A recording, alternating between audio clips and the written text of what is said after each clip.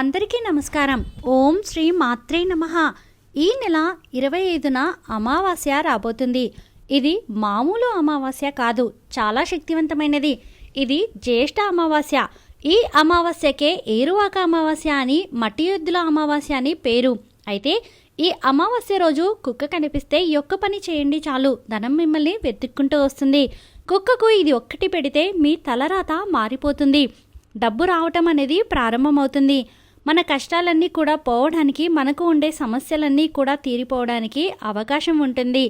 చక్కగా కుక్కకు ఇది ఒక్కటి పెడితే చాలు, చాలా చాలా అద్భుతమైన ఫలితం వస్తుంది. మనకు ఉండే అనేక రకాల సమస్యల నుండి మనం బయటపడగలుగుతాము. అష్టైశ్వర్యాలు సిద్ధిస్తాయి. దరిద్రం మొత్తం కూడా పోతుంది.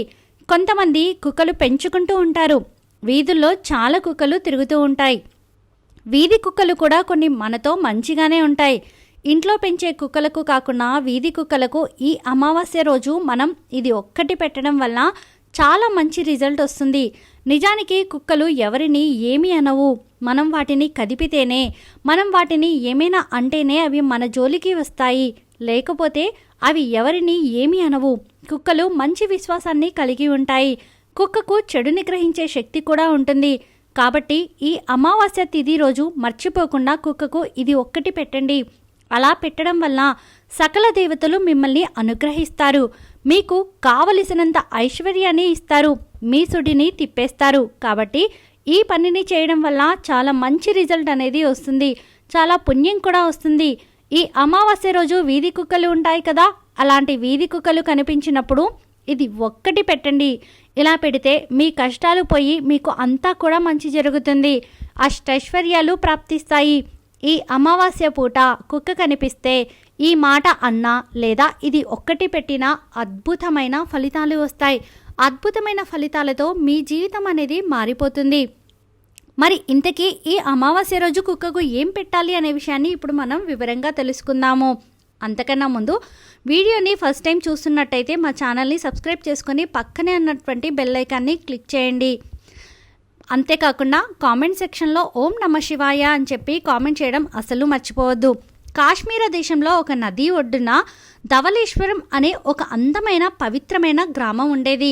ఆ గ్రామంలో లక్ష్మీప్రసాద్ అనే ఒక ధనవంతుడైన వ్యాపారి ఉండేవాడు. అతనికి అపారమైన సంపద, పెద్ద ఇల్లు, ఎంతోమంది సేవకులు ఉన్నారు. అయితే లక్ష్మీప్రసాద్ పేరులో లక్ష్మి ఉన్న అతని మనసు మాత్రం లోభత్వం, అహంకారంతో నిండి ఉండేది. అతను దాన ధర్మాలు చేసేవాడు కాదు. పేదలను, సాధువులను చిన్నచూపు చూసేవాడు. కష్టపడి సంపాదించకుండా అడుక్కు తినే వాళ్లకు ఎందుకు పెట్టాలి అని వాదించేవాడు.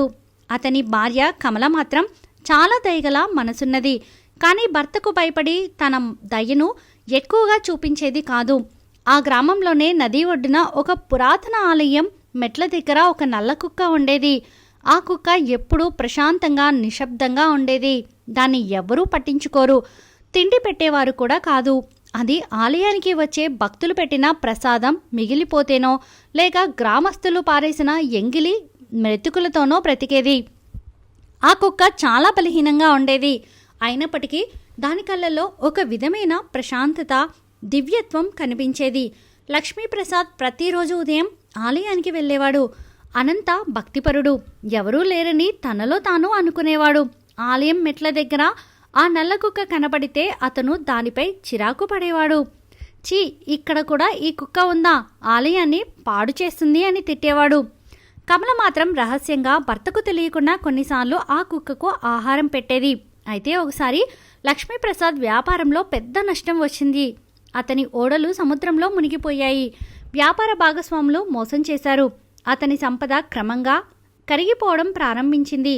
దాంతో అతను చాలా కలవరపడ్డాడు. నిద్రలేని రాత్రులు గడిపాడు. ఎన్ని పూజలు చేసినా, ఎంత మొక్కుకున్నా అతని కష్టాలు తీరలేదు. అతను మరింత కోపంగా, చిరాకుగా మారాడు. ఒకరోజు రాత్రి లక్ష్మీప్రసాద్ తన బెడ్రూమ్లో నిద్రపోలేక అటు ఇటు తిరుగుతూ ఉండగా ఒక వింత స్వప్నం వచ్చింది. ఆ స్వప్నంలో వారి ఊరిలోని నది ప్రశాంతంగా ప్రవహిస్తుంది.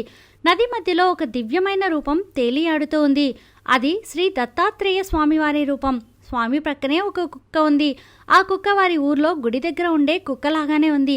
దత్తాత్రేయ స్వామి లక్ష్మీప్రసాద్ను చూసి, ఓ లక్ష్మీప్రసాదు, నీవు సంపద కలిగి ఉన్నా నీ మనసు దయ లేకుండా ఉంది. నీ అహంకారము లోభత్వం వల్లనే నీవు కష్టాలు అనుభవిస్తూ ఉన్నావు. నీవు నిస్వార్థ సేవ చేయనిదే నీ కష్టాలు తీరవు.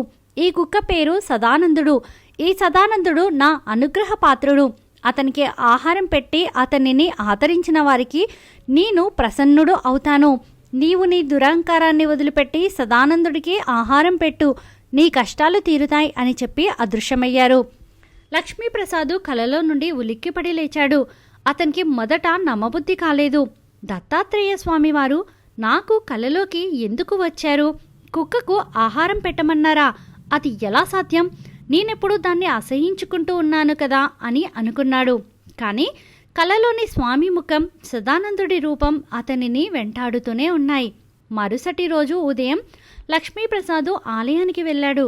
సదానందుడు అనగా ఆ నల్లగుక్క ఎప్పటిలాగే మెట్ల దగ్గర ఆకలితో ఉంది. లక్ష్మీప్రసాద్ మొదట తటపటాయించాడు. తన చేతిలో ఉన్న ఒక లడ్డూను చూశాడు. సాధారణంగా అతను ఏ ఆలయ ప్రసాదం కూడా బయట జీవాలకు పెట్టడు. కానీ దత్తాత్రేయ స్వామి మాటలు గుర్తుకు వచ్చాయి. అతను నెమ్మదిగా లడ్డూను సదానందుడికి పెట్టాడు. సదానందుడు ఆశ్చర్యంగా చూసి నెమ్మదిగా వచ్చి లడ్డూను తిన్నాడు. లక్ష్మీప్రసాద్కు ఏదో తెలియని శాంతి కలిగింది. ఆ రోజు నుండి అతను ప్రతిరోజు ఆలయానికి వెళ్ళినప్పుడు సదానందుడికి ఆహారం పెట్టడం ప్రారంభించాడు. లక్ష్మీప్రసాద్లో నెమ్మదిగా మార్పు రావడం మొదలైంది. అతను కేవలం సదానందుడికి మాత్రమే కాదు, ఆలయం బయట ఉన్న ఇతర పేదలకు కూడా ఆహారం పెట్టడం ప్రారంభించాడు. అతని మనసులో దయ, కరుణ మొలకెత్తాయి. గ్రామస్తులు అతనిలో వచ్చిన మార్పును చూసి ఆశ్చర్యపోయారు. లక్ష్మీప్రసాద్ మారాడేంటి? ఇది ఎలా సాధ్యమని గుసగుసలాడుకున్నారు. కానీ ఎంతకాలం గడిచినా అతని వ్యాపార కష్టాలు మాత్రం తీరలేదు. సంపద ఇంకా తరిగిపోతూనే ఉంది. దాంతో లక్ష్మీప్రసాద్ నిరాశపడ్డాడు. నేను దత్తాత్రేయ స్వామి మాట విన్నాను, కుక్కకు ఆహారం పెడుతూ ఉన్నాను, దానాలు చేస్తూ ఉన్నాను, అయినా నా కష్టాలు ఎందుకు తీరడం లేదు అని ఆలోచించాడు. అతని విశ్వాసం సన్నగిల్లడం ప్రారంభించింది. ఒకరోజు లక్ష్మీప్రసాద్ తన పాత వ్యాపార రికార్డులను చూస్తూ ఉండగా ఒక మసకబారిన పాత కాగితం దొరికింది. అది అతని తాత రాసిన వీలునామా.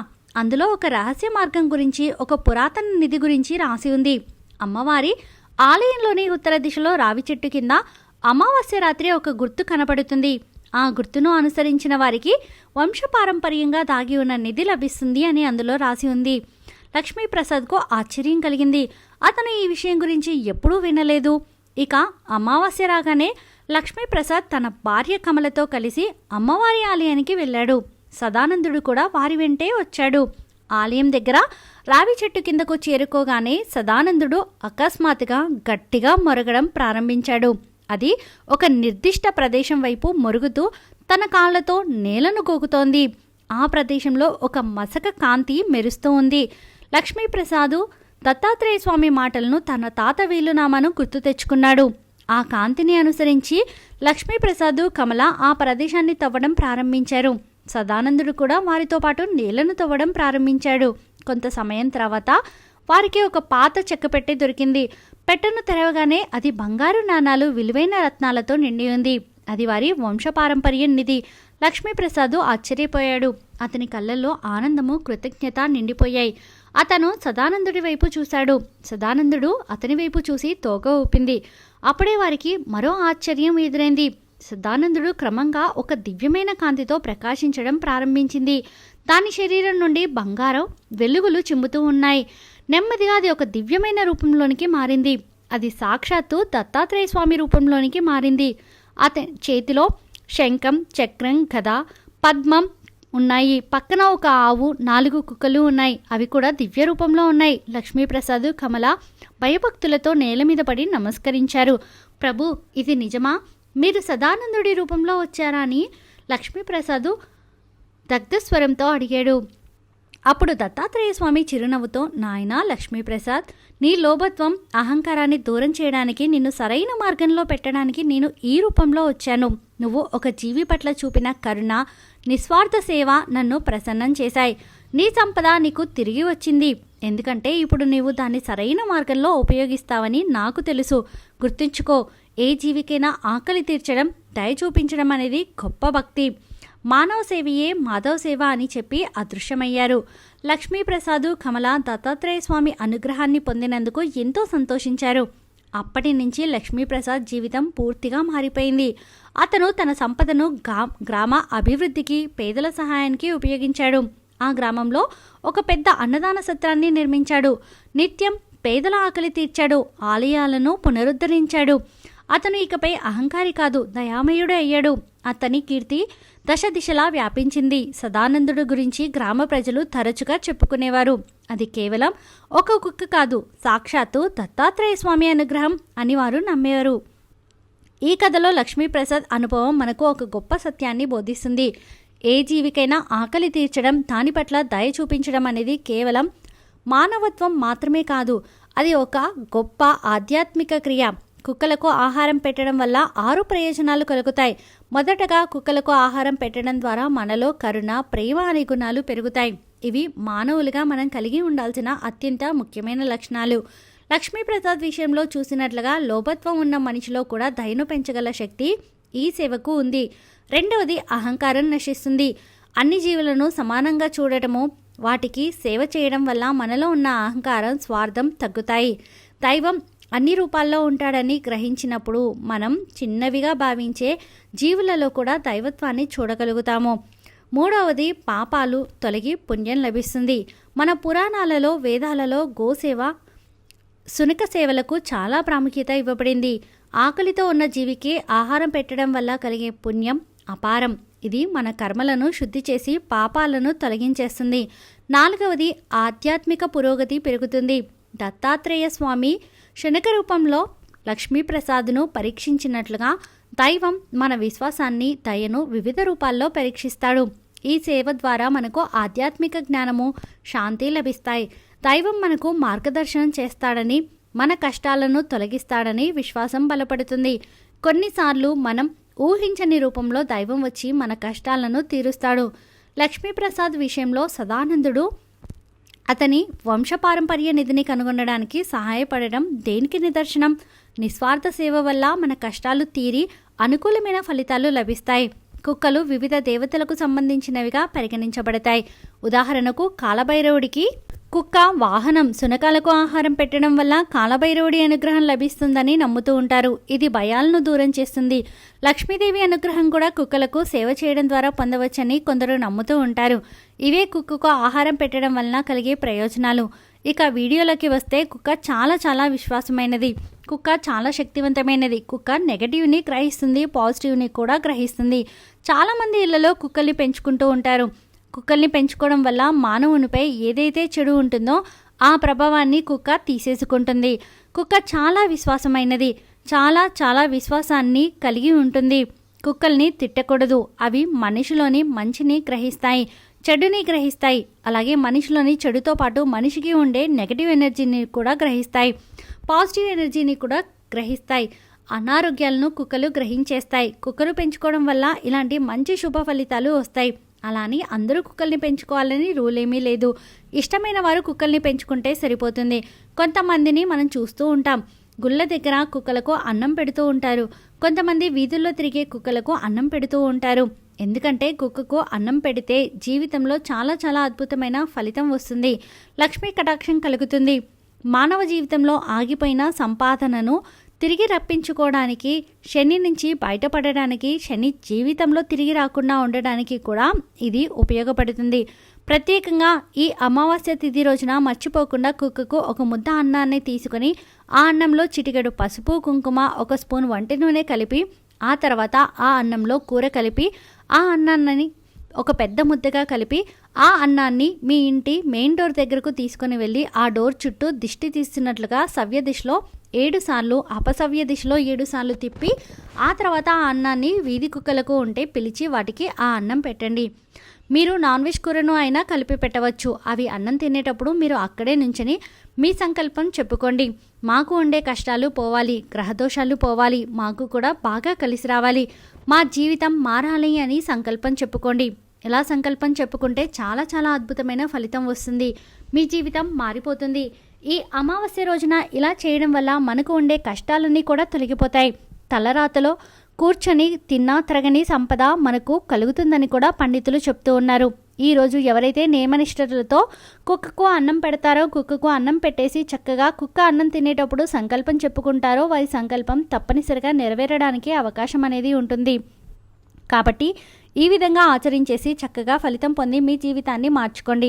మీ జీవితంలో ఉండే ఇబ్బందులను తొలగించుకోండి. కానీ గుర్తుంచుకోండి, కుక్కకు పెట్టే అన్నంలో ఖచ్చితంగా 1 స్పూన్ వంట నూనెను, పసుపు, కుంకుమను కలపండి. అలా కలిపేసి కుక్కకు పెట్టండి. కనుక అందరూ ఇలా అమావాస్య రోజు కుక్కకు ఆహారం పెట్టి శుభ ఫలితాలను పొందండి. మట్టి రైతుకు ఆశ, మట్టి రైతుకు జీవనం, మట్టి రైతుకు బ్రతుకు భరోసా, మట్టిపైనే తన జీవితం ఆధారం. కాబట్టి మట్టికి రైతుకు ఎంతో విడదీయరాని బంధం ఉంది. ఈ బంధాన్ని ఎప్పటికీ ఎవరూ విడదీయలేరు. ఆ మట్టిని నమ్ముకునే తన బ్రతుకు ప్రారంభిస్తాడు. అదే మట్టిలోనే కలిసిపోతాడు. అందుకే మట్టిని ప్రతి ఏడాది రైతు ఏదో ఒక విధంగా పూజిస్తూనే ఉంటాడు. అలాంటి వాటిల్లో ఒకటి మట్టి ఎద్దుల అమావాస్య. అమావాస్యకే మట్టి ఎద్దుల అమావాస్య అని, ఏరువాక అమావాస్య అని పేరు. ఈరోజు మట్టి బసవన్నలకు అంటే మట్టితో చేసిన ఎద్దుల బొమ్మల చేసి ప్రత్యేకంగా పూజలు చేస్తారు. ఇలా మట్టి ఎద్దులను పూజిస్తే పంటలు బాగా పండుతాయి, వర్షాలు బాగా కురుస్తాయి, రైతుల ఆరోగ్యాలు కూడా బాగుంటాయని నమ్మకం. ఏరువాక పౌర్ణమి తర్వాత వచ్చే అమావాస్యనే మట్టి ఎద్దుల అమావాస్య, ఏరువాక అమావాస్య అని అంటారు. దీనిని రైతులు ఒక పండుగలాగా చేసుకుంటూ ఉంటారు. వానలు కురవటము, విత్తు వేసుకునే తరుణంలో ఈ పండుగ వస్తుంది. ఈరోజు పిండి వంటలు వండి మంచిగా పూజలు చేస్తారు. పూజలు పూర్తయిపోయిన తర్వాత మట్టి ఎద్దులను ఇళ్లకు తీసుకొని వెళ్ళి ఇళ్లలో దూలాలపై, కప్పులపై ఏడాదంతా ఉంచుతారు. కొందరు ఎద్దు బొమ్మలను నదుల్లో నిమజ్జనం చేస్తారు. కొన్ని గ్రామాల్లో ఆలయ గోపురాలు, ఆలయ ప్రాంగణాల్లోనూ కొలువు చేస్తారు. ఈ మట్టి ఎద్దుల తయారీలో ఎలాంటి రసాయనాలు వాడరు. మట్టితోనే విగ్రహాలు చేస్తారు. మొత్తానికి ఈ పండుగను సంక్రాంతి పండుగ కన్నా ఘనంగా నిర్వహిస్తారు.